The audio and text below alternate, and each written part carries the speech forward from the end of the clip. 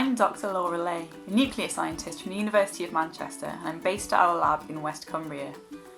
I'm here to talk to you today about climate change, and I'm joined by my colleagues Will and Olivia who'll explain a little bit more about it. The climate emergency is affecting the lives of people and animals around the globe. Flooding, extreme weather and drought are just some of the consequences of changing climate. A global problem needs a global solution, and everyone can play their part. The cause of climate change is human activity.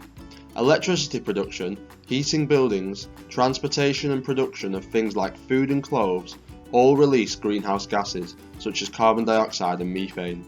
Releasing such large amounts of these gases alters the delicate balance of the environment and so causes the climate to change. This change can take a long time to become obvious, and the changes we are seeing in the world today will become magnified in the decades to come. We can protect the future if we all work together and reduce the amount of greenhouse gases produced by human activity. Some of the changes will involve how we generate electricity. Where we have previously relied on burning coal and natural gas, which release huge amounts of carbon dioxide, we must change to CO2 neutral technologies.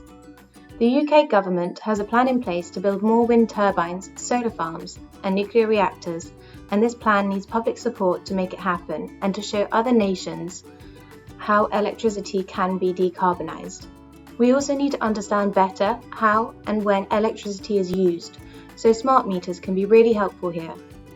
With a CO2 neutral electricity grid, we can switch to using electric vehicles.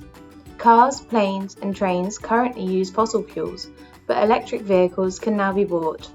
We can also reduce our reliance on powered transport and choose to walk or cycle instead. This might mean changes to towns, cities and villages so that everything we need is on our doorstep. How we keep buildings warm will change too. Insulation will keep the heat in, and how we produce heat will be different. Instead of burning natural gas, we might burn hydrogen or use electric heat pumps to move warmth from outside to inside. How we use land and produce goods will also change. Trees can be planted to absorb CO2. We may eat less meat, and the manufacturing of clothes and electronics will switch to more efficient ways of production.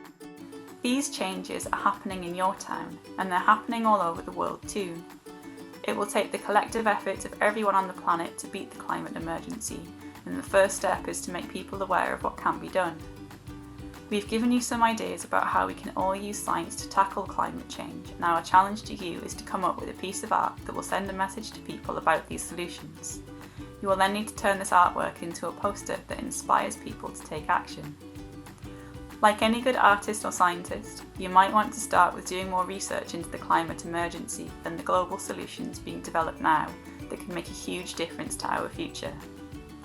The artwork can be digital, or you can make something by hand to photograph and turn into a poster. You'll also want to think about the best way of getting your inspirational message across. The rest is up to you.